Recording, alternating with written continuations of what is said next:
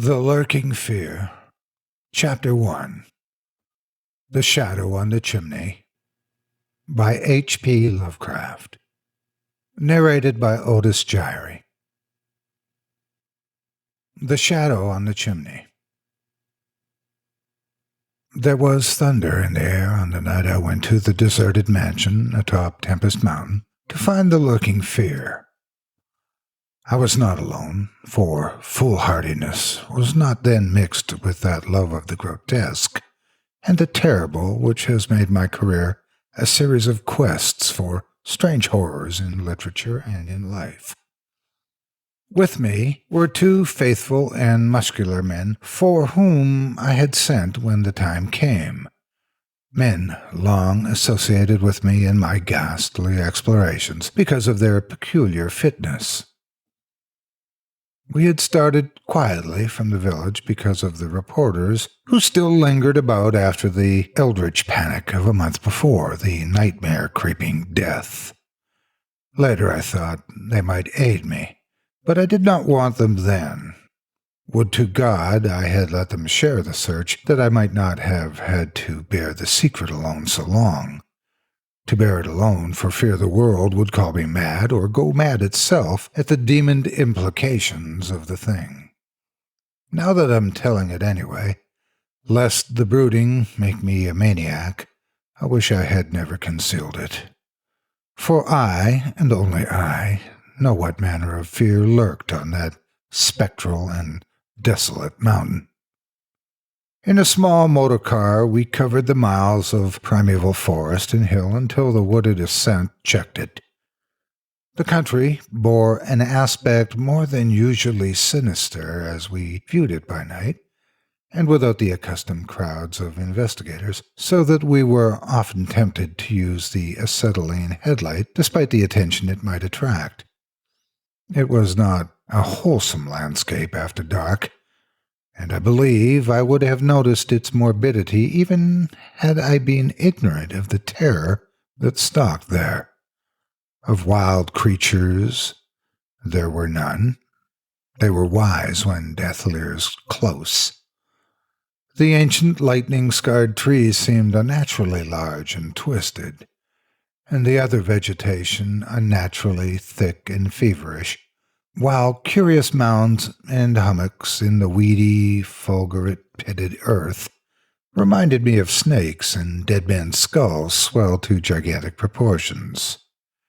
Fear had lurked on Tempest Mountain for more than a century. This I learned at once from newspaper accounts of the catastrophe, which first brought the region to the world's notice. The place is a remote, lonely elevation in that part of the Catskills where Dutch civilization once feebly and transiently penetrated, leaving behind as it receded only a few ruined mansions and a degenerate squatter population inhabiting pitiful hamlets on isolated slopes. Normal beings seldom visited the locality till the state police were formed, and even now only infrequent troopers patrol it. The fear, however, is an old tradition throughout the neighboring villages, since it is a prime topic in the simple discourse of the poor mongrels who sometimes leave their valleys to trade hand-woven baskets for such primitive necessities as they cannot shoot, raise, or make. The Lurking Fear dwelt in the shunned and deserted Martense mansion, which crowned the high but gradual eminence whose liability to frequent thunderstorms gave it the name of Tempest Mountain. For over 100 years, the antique, grove-circled stone house had been the subject of stories incredibly wild and monstrously hideous. Stories of a silent, colossal creeping death which stalked abroad in summer. With whimpering insistence, the squatters told tales of a demon which seized lone wayfarers after dark, either carrying them off or leaving them in a frightful state of gnawed dismemberment, while sometimes they whispered of blood trails toward the distant mansion. Some said the thunder called the Lurking Fear out of its habitation, while others said the thunder was its voice. No one outside the backwoods had believed these varying and conflicting stories, with their incoherent, extravagant descriptions of the half-glimpsed fiend. Yet not a farmer or villager doubted that the Martense mansion was ghoulishly haunted. Local history forbade such a doubt, although no ghostly evidence was ever found by such investigators as had visited the building after some especially vivid tale of the squatters. Grandmothers told strange myths of the Martense spectre, myths concerning the Martense family itself, its queer hereditary dissimilarity of eyes, its long unnatural annals, and the murder which had cursed it. The terror which brought me to the scene was a sudden and pretentious confirmation of the mountaineers' wildest legends. One summer night, after a thunderstorm of unprecedented violence, the countryside was aroused by a squatter stampede which no mere delusion could create. The pitiful throngs of natives shrieked and whined of the unnameable horror which had descended upon them, and they were not doubted. They had not seen it, but had heard such cries from one of their hamlets that they knew a creeping death had come. In the morning, citizens and state troopers followed the shuddering mountaineers to the place where they said the death had come. Death was indeed there. The ground under one of the squatters' villages had caved in after a lightning stroke, destroying several of the malodorous shanties, but upon this property damage was superimposed an organic devastation which paled it to insignificance.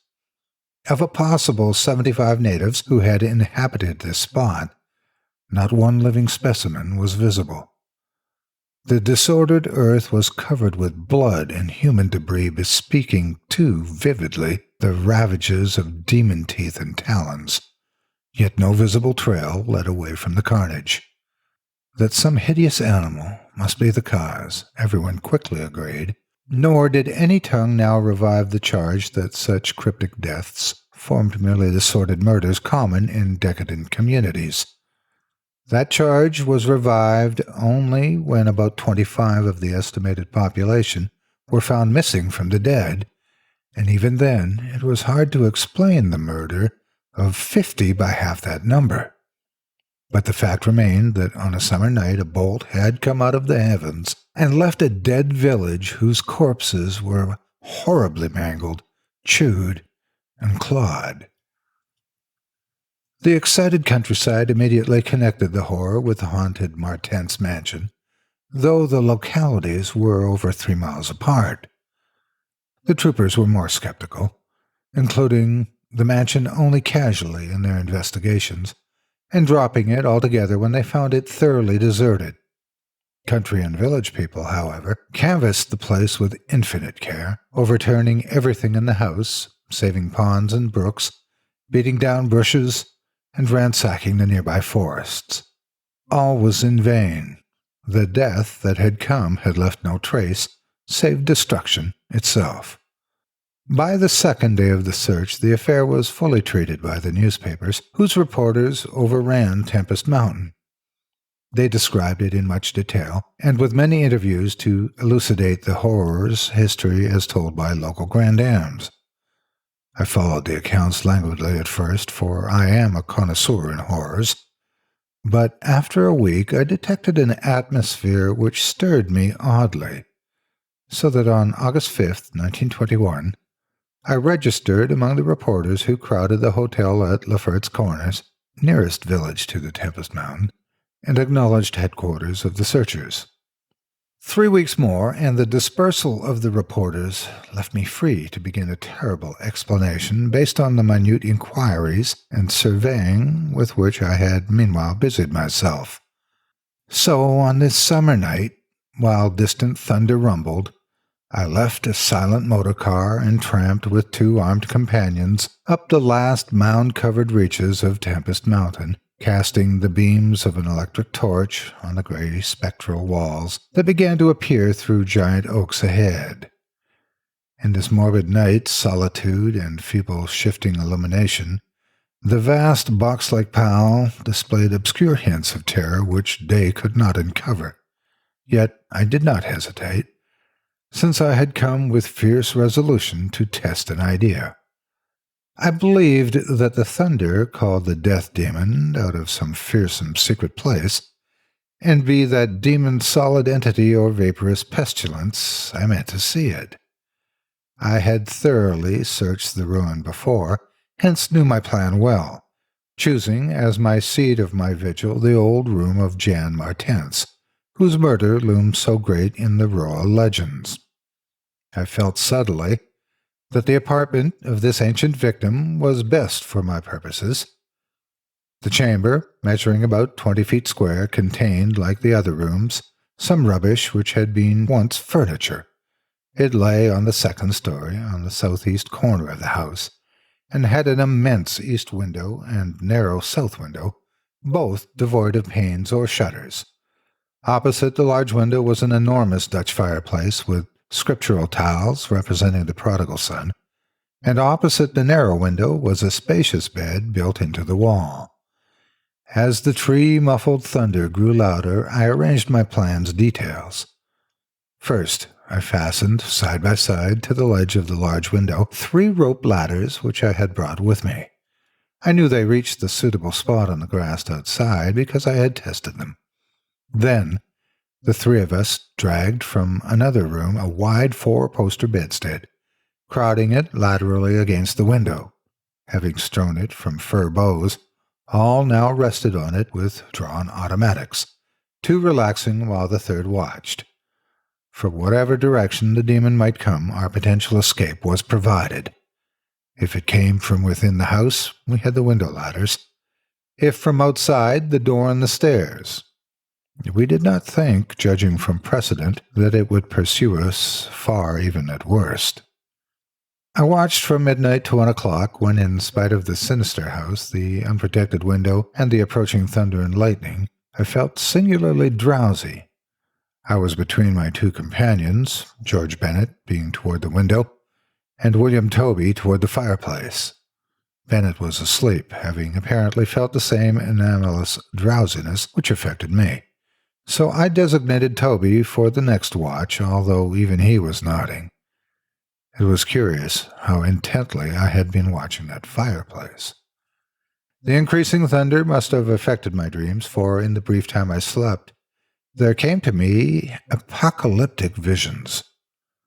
Once I had partly awakened, probably because the sleeper toward the window had restlessly flung an arm across my chest, I was not sufficiently awake to see whether Toby was attending to his duties as sentinel, but felt a distinct anxiety on that score. Never before had the presence of evil so poignantly oppressed me. Later, I must have dropped asleep again, for it was out of a phantasmal chaos that my mind leaped when the night grew hideous with shrieks beyond anything in my former experience or imagination. In that shrieking, the inmost soul of human fear and agony clawed hopelessly and insanely at the ebony gates of oblivion. I awoke to red madness and the mockery of diabolism, as farther and farther down inconceivable vistas that phobic and crystalline anguish retreated and reverberated. There was no light, but I knew from the empty space at my right that Toby was gone. God alone knew whither. Across my chest still lay the heavy arm of the sleeper at my left. Then came the devastating stroke of lightning which shook the whole mountain, lit the darkest crypts of the hoary grove, and splintered the patriarch of the twisted trees. In the demon flash of a monstrous fireball, the sleeper started up suddenly, while the glare from beyond the window threw his shadow vividly upon the chimney above the fireplace, from which my eyes had ever strayed. That I am still alive and sane is a marvel I cannot fathom. I cannot fathom it, for the shadow on that chimney was not that of George Bennet, or of any other human creature, but a blasphemous abnormality from hell's nethermost craters. a nameless, shapeless abomination which no mind could fully grasp, and no pen even partly describe. In another second, I was alone in the accursed mansion, shivering and gibbering. George Bennet and William Toby had left no trace, not even of a struggle. They were never heard of again.